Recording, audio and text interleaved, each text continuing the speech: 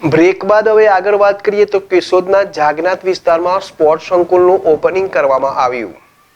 કેશોદ શહેરમાં કેશોદ શહેરના 12 અને યુવા ખેલાડીઓને જુદી જુદી રમતો માટે યોગ્ય માર્ગદર્શન અને નિયમો અનુસારની ટ્રેનિંગ મળી રહે તે માટે કેશોદમાં એકલવ્ય સ્પોર્ટ્સ એકેડમી શરૂ કરવામાં આવી છે.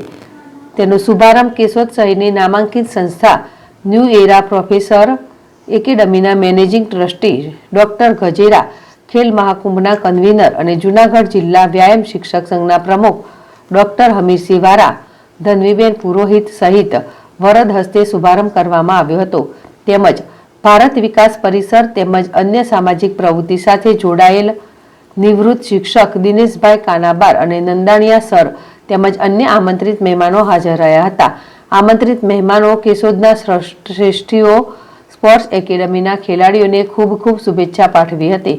સ્પોર્ટ્સ એકેડમી કેશોદ દ્વારા કેશોદમાંથી સારા ખેલાડીઓ મળી રહે તે માટે ખૂબ જ સરસ આયોજન કરવામાં આવ્યું છે. સ્પોર્ટ્સ એકેડમી દ્વારા રાષ્ટ્રના સારા ખેલાડીઓ મળી રહે અને રમતગમત તરફ યુવાધન આકર્ષણ તેવા હેતુથી આ સંકુલ બનાવવામાં આવ્યું છે. વિધડિયા ZSTV કેશોદ.